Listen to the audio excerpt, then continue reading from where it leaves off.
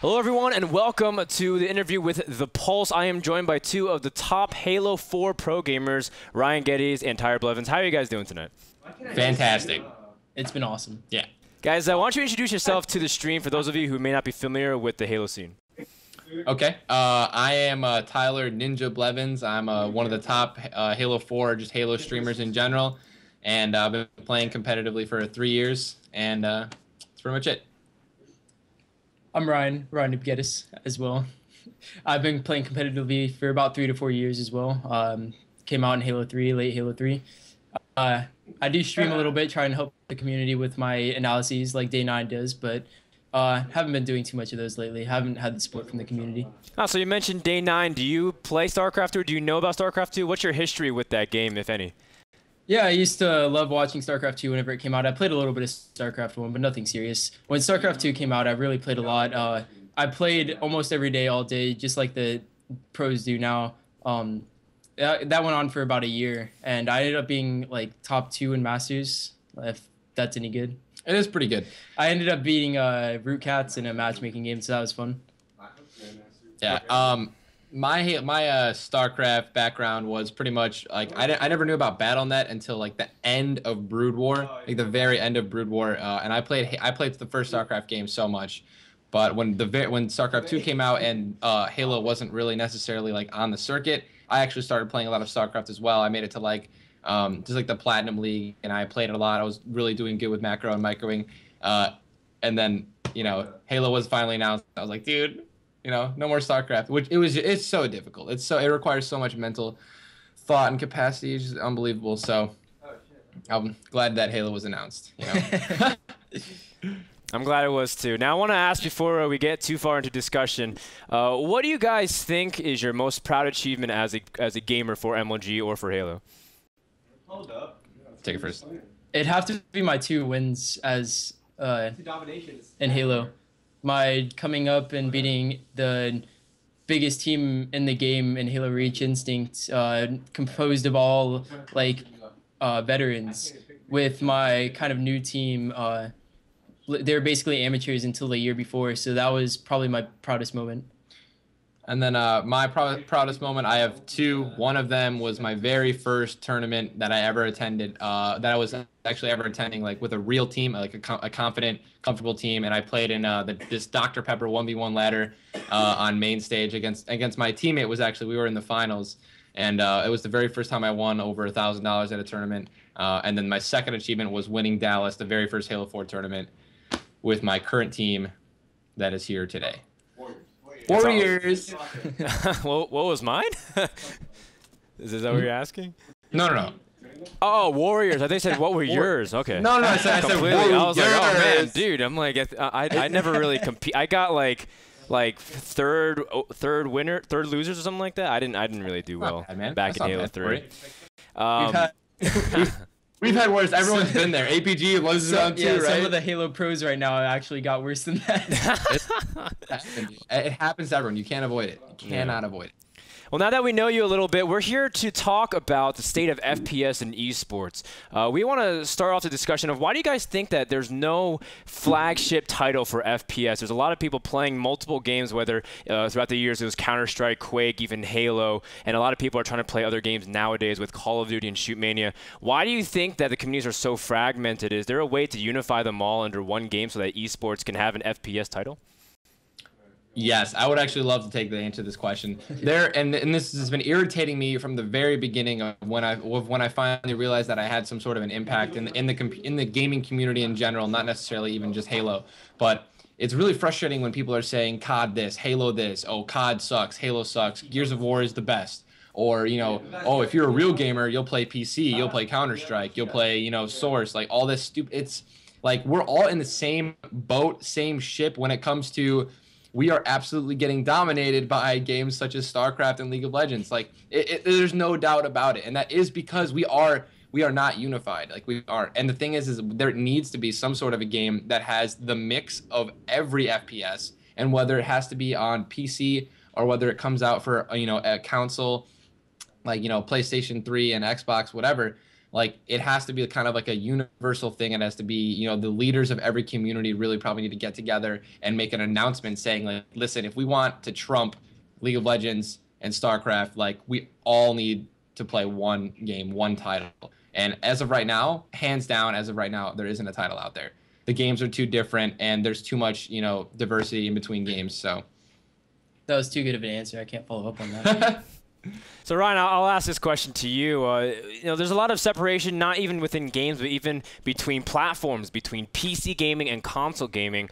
What do you really see the differences in these two platforms, and how can they come to mutually understand? Because it just seems like, yeah, if you're a real gamer, you'll play PCs, like, but console gaming is just as hard with their own limitations. Is there a competition, or do you really respect both sides? I respect both sides, of course, but that's coming from a console. I don't know how PC looks at console gamers. I know most of them, most of the lower tier people think that console is a lot easier. But if you actually try and play against us, it's not. Yeah. I mean, I enjoy my PC gaming, but I don't know. It's weird. Yeah, Can't really go on that. No, it's definitely, that's one of the main things people that like the arguing within the FPS community. Like I've said before, we're all in the same boat. Like we're all getting our asses kicked by, and number-wise, viewer-wise, people who are playing-wise, it wasn't that bad, by League of Legends and StarCraft. And that's really one of the main reasons people argue, oh, Halo takes no skill, you need to play a real game like COD. There's too much auto-aim with a controller. Like, the mouse is more precise when it comes to, like, a PC gamer, and, like, you need a little bit of an auto-aim when it comes to Call of Duty and Halo as well. So, I mean, if we can find a balance with those games, I respect both games. Like, they both take skill. The top Call of Duty team can't play Counter-Strike and destroy the top, like, Counter-Strike team. The top Halo team can't go in, you know, and, like, the top Counter-Strike team can't go into FPS games on console and destroy us. It's not going to happen because there's so much more behind it than just how easy it is to shoot. Like, that's a small aspect of the game.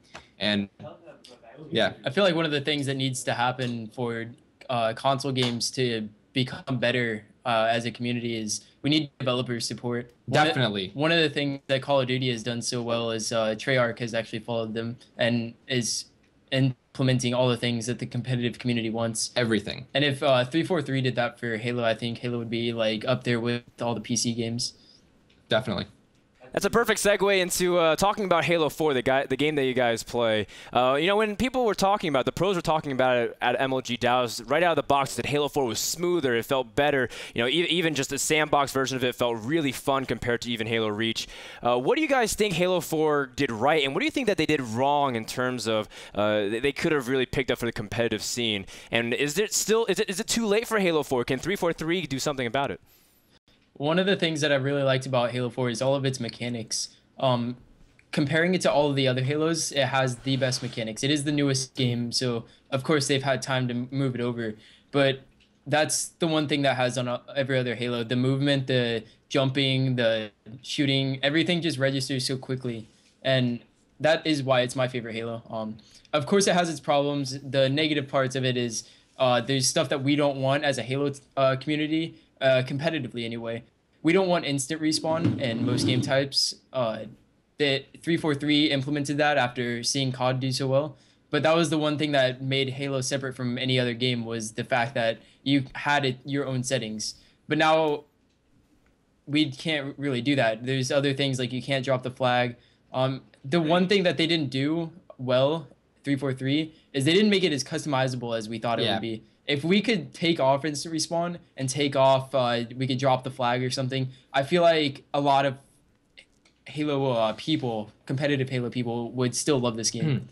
The main thing, and this is like personal experience, I stream, I get thousands of people complaining and saying what they want, and like I've played Halo since the very first Halo. Like I know what it takes to make a good game, and Halo 4 and Halo Reach, like until very late in Halo Reach title, and Halo 4 is still early, like they flopped. Those two games flopped for multiple reasons. They're adding a lot of factors in the game that really a lot of players don't necessarily want. Halo 1, Halo 2, Halo 3, no sprint at all, no armor abilities, and then you throw down armor abilities, sprint, bloom, and you're adding all these aspects that are customizable. Ryan touched on this. Like you need the most amazing, you need custom. Like you need to be able to take something off, add something, you know, like join in session for Halo 4. And this is the main thing that Halo 4 on LAN is perfect. It's perfect. Shots register. The maps play perfectly. There's no lag. It's incredible. It's fun. It's entertaining, and it's competitive. But that's only good for so much. How many tournaments can we have in a month? How many tournaments can we have in 2 months? Like one, maybe. But then you have the online gameplay, matchmaking, right? Absolutely huge. How do StarCraft players practice? Oh, hey, yo, you want to come? Damn it. That's fine. You want to come over real quick? You want to fly across, the whole world to LAN with me and play? No. You have an amazing ranking system. You have an amazing matchmaking system, and that's not what Halo 4 has. Halo 4 has taken away ranks. It has taken away smaller maps, more competitive maps. The larger maps you have, like, the harder it is to really have more intense, quick-paced action. Like, that's completely taken away. That you can't turn off the lobby music. The music in the game of Halo 4 is so loud. There's also music in the game, like in the middle of a capture the flag. The second you grab the flag and capture it, throughout the entire game, you hear loud music that affects callouts, and it affects hearing people, like shooting, and people that are above you. And you should be able to turn that off. You should be able to just be able to customize how you want to play the game. And that's what Call of Duty has done. Call of Duty has literally catered to not only the competitive, but also, the casual player. And it's frustrating that the only thing we were asking for as Halo players in the Halo community for Halo Reach, when Bungie was doing Halo Reach for years, it was out for 2 years, almost 2.5. Please give us ranks, implement a ranking system, and it would have been fine because the settings were perfect after we took out Bloom, and it didn't happen. And then 343 picks it up, and then what do we have again? Credits. That we can buy helmets. That's great. I love my helmet, but I'm still getting matched up with average Joe 96371 who doesn't know how to shoot, and I'm playing with my team. They're gonna get crushed. They're not gonna have fun, and that completely destroys, someone who's like, hey buddy, you want to get on tonight? We don't play, but I want to have fun, and then they're getting destroyed, 60 to nothing. It's interesting that you bring that up because Rafa, a really famous FPS PC shooter, was saying almost the same exact thing. Not only do you need mechanics, but you need an arena for which people can be competitive, that people are motivated to compete. Do you think that's what makes it a good shooter? What are some of the other key ingredients you feel like what makes an FPS game really compelling? I mean, personally, from personal experience, playing Call of Duty, playing Halo, even playing Gears of War, it is implementing a ranking system and separating the playlists. Separating, if you want to play competitive, if you want to find out what competitive Halo is, competitive Gears is, competitive COD is, then you have the playlist that says competitive. That means that the casual average Joe Schmo isn't gonna be like, oh, let's play this, bro. We're gonna destroy in this playlist. No, you separate the competitive from the casual. You cater to both, and that is what makes an FPS thrive. You listen to the people who have been there, who know what competitive is. You get pro input, not just 4 players, not just 3. You can maybe create a pro forum, if you will, that caters to the competitive side, and then maybe make another forum to the casual gamer. What would they like to see? What kind of pub matches would they like to play? Different game types, stuff like that. It's all about the developers, Treyarch 343, catering to the players. Because if you make the game that they want, they're gonna play it. They have no excuse not to play it if you give them what you want. Great. So now let's move on to MLG picking up Call of Duty instead of Halo 4. They've announced it very recently. What are your thoughts about this? Was this a long time coming? And even more importantly, what are your thoughts on the game as well as the community compared to Halo? Playing the game, it's really fun because it's challenging. Halo 4, I'll play it, and I just love the feel of it. I can play competitive games. If we go in and scrim another team, I have a blast. I can play it for hours. But whenever I go into Call of Duty, I like the game, it's fun. But the most important thing is, I'm playing versus people my skill level or slightly above it, since I'm still fairly new to it. I'm trying to move up the ranks. So it's always going to be a fun game no matter what. But with them picking up Call of Duty, and the community, that's the word, community. Yeah, there you go.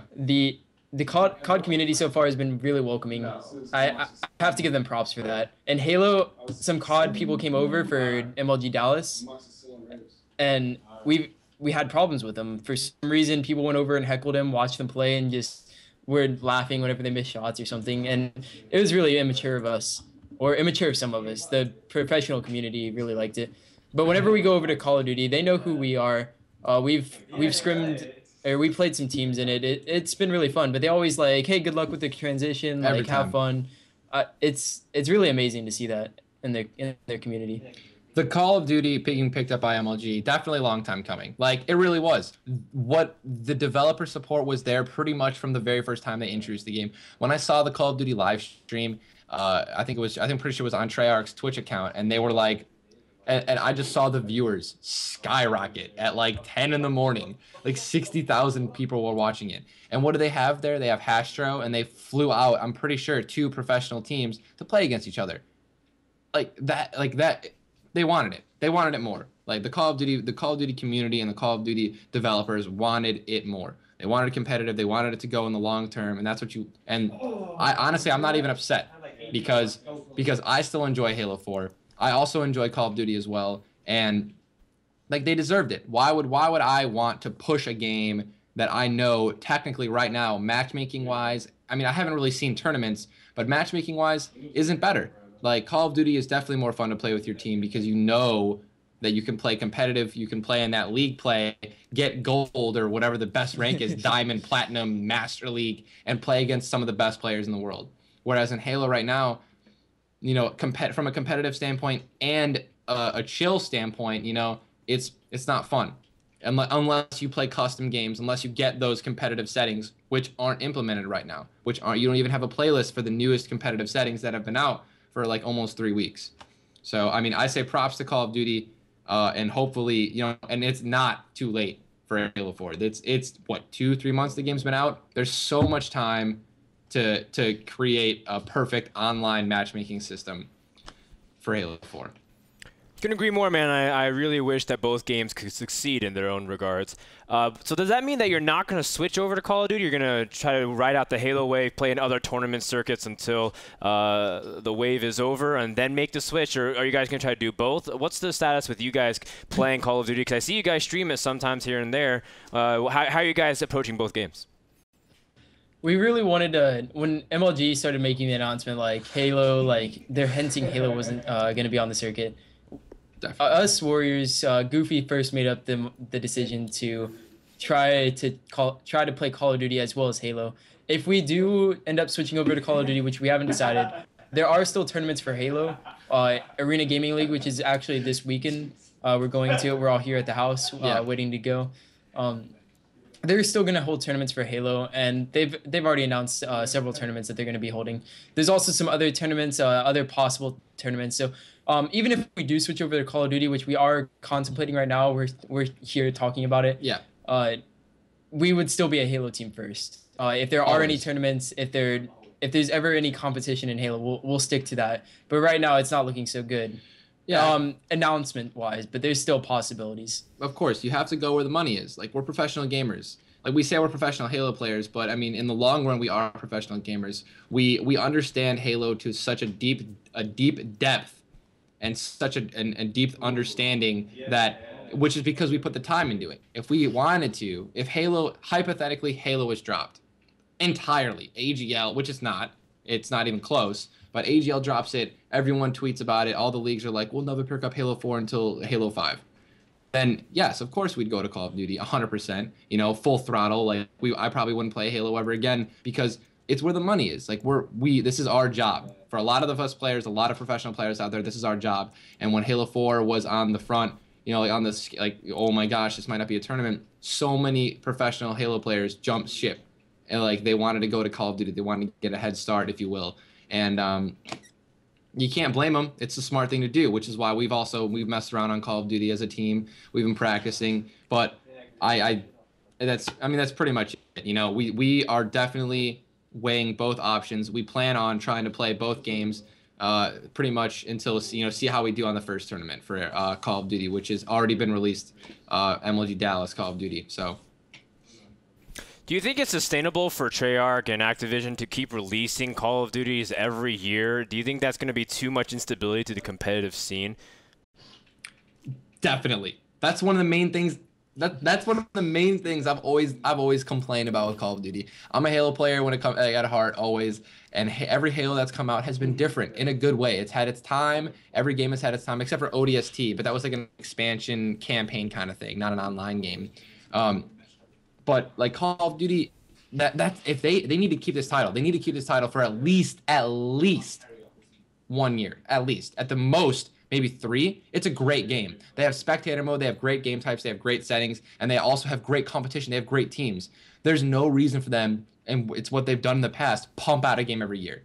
Like, whether it be a past game, you know, like a past warfare game, or whether they want to go super into the future game. Like, God knows what they're going to do next. But they've made a perfect game. They've made a perfect competitive game so far. Maybe not necessarily as entertaining that some people like to watch with Halo, but for Call of Duty players, fans, it's a perfect game right now. Maybe a couple more patches that they can update themselves without busting out a new title. I mean, that's one thing I'm always worried about with Call of Duty is the game. There's another game that comes out every single day, pretty much every day. That's what it feels like. Oh, you get the new Call of Duty? Oh yeah, the one that came out a week ago? I don't know. It's yeah, that's one thing I've always been afraid of with Call of Duty. I mean, it's pretty much it. I got us both. All right, I want to ask you a couple of fun questions. Who was the first person you would team with if you weren't on Warriors? Ooh. For me, it'd be Heinz. He's been one of my players I've looked up to for many years. He's never wanted to team with me, but if I had a chance to, if we broke up for some reason, which we aren't. Yeah, not even close. Then it would be Heinz. Honestly, it's awkward to say, but I would also pick either Richie Hines or I would say Formal, just because of his raw skill. It's straight up, kid's a beast. No matter what game he plays, I've seen him. And it's his dedication. He plays the game so much, and that's one of the main things that's going to make a great team. Who plays the most? But as Ryan stated, like there has never been every argument that our team has ever been in is immediately settled as well as handled in like a mature fashion, and that's what you need with a team. So I mean, I really don't expect our team to break up anytime soon. So. All right, I want to also ask, what was your nastiest play that you ever pulled off at a tournament? Oh, okay. I got one. I was on the team straight ripping. It was me. It was myself, Mickwin, Naded, and Walshy. And we were playing against I don't remember the exact team, but it was we were down 4-1 in a Zealot flag. And it was in Halo Reach, and I went off. I literally went on a running riot with a sniper rifle, had almost 3 triple kills, and like single-handedly escorted the flag back every time we pulled it, and like came back to win that game 5-4, like on land at a tournament. By far my most memorable moment in Halo. I thought you were gonna pick your 2-for-1. No. For me, I had an awesome play at AGO. It was lucky, where I turned around and no-scoped some guy, scream stood up. It was funny. But from MLG, it had to be the 5-shot on Roy for the double. Roy has one of the best the best DMR out of any pro. That's what everyone says. Everyone says it. So in Halo Reach, I just got done getting a triple with rockets. I ended up finding another guy. I got him. He got me weak. And then I challenged Roy for a 5-shot, and he was Ryan. I was 1 shot. He needed to shoot me twice in the head, and I would have died. And I shot him 5 times. And this was with Bloom. This was before the update. So when you were spamming your shots, shooting as fast as possible, after your second shot, like here's the reticle, and then like the Bloom would be like outside of it, so the shots weren't 100% accurate. And it was amazing. I watched it live. Like it was 1, 2, 3, 4, 5. Like everyone was like, oh, like the crowd just erupted. It was fantastic, man. Perfect moment. All right. The last thing I do, I want to give you guys a platform to give a message to the community, to the esports community, to people who play RTS like Starcraft, League of Legends, Dota, and also the people who play shooters. Do you have anything you want to make it? This is your soapbox opportunity. You guys have the floor. All right. And this is to every esports community as a whole. Okay, and this is more towards not pro players. This is definitely to the communities, the player. Like, stop bashing other games. Stop it. Stop going into stream. And like I understand it's a stream. People troll on the internet all the time, but it makes a huge deal. Don't go in if you are a Halo player, and then don't go into a COD stream and complain. Don't say, oh, COD is bad, I want to play Halo. No, stop. Play your game. You can support through specific websites. Same with League of Legends. League of Legends players, communities need to stop hating on Starcraft. Starcraft needs to stop hating on League of Legends. None of those games are going anywhere. They're gonna have tournaments forever, and like that, it just creates a negative energy. You don't hear basketball players, professional basketball players, NFL players that are like, basketball is a stupid sport. That's why I play football. No, they hold their own. They stay within the confines, confines? Yes, confines of their community. They only tweet at people or message people or talk to people that are talking to them about their profession. Like, no matter what, until I become a professional Call of Duty player and I can comment on Call of Duty and Halo, or I'm a professional Starcraft player and a professional League player, then you have no say. Like, just everyone needs to, like, literally, why can't we be friends? We are all esports. We are esports as a whole, okay? So we should support it as a whole. Right, dude? Like, that's like... Raise your hands, man. Hang on 1 second. Where's my lighter? I want to just light a fire right now, and we can all sing Kumbaya and just like love each other. Let's go. You gotta say something, dude. Just say something. There's nothing to say to that. That was exactly what I was thinking as well. Just people need to be friends. Esports still isn't even anywhere close to any other sport in the world right now. So if we can all come together under the same title as esports instead of Starcraft or FPS. League of Legends or FPS, yeah, well, then it'll just benefit everyone extremely. Yeah, like, I mean, and this is just, in the future, like ESPN, like, let's do like a dodgeball kind of thing, like ESPN 8 The Ocho, like like esports online. It's just all esports. Like on Mondays it's FPS, Tuesdays it's real-time strategy, League of Legends, Starcraft, Wednesdays it's Call of Duty. Like that would be the sickest thing ever. I'd watch that. I mean, and websites like Twitch TV and the same thing. Twitch TV, Own TV, they're already kind of doing that, but it's online. So I mean, I just think I'm excited. I'm excited for the future. Esports isn't going anywhere. It's only showing signs. Riot Games is pretty much like set the tone. They've set the bar. Like here's the bar, and like they've like raised it. Like here's the bar now for esports. And they're the best developers out there. Honestly, hands down right now. So, cheers. Cheers, man. Thank you so much for all your words. You guys have any shout-outs, thank yous, and also ways to your self-promotions, so that way we can follow you for more information? Definitely. Ryan, go first. Thanks to everyone who supported me on my stream, twitch.tv/RyanNoob. Also, twitter.com/Indian_RyanNoob.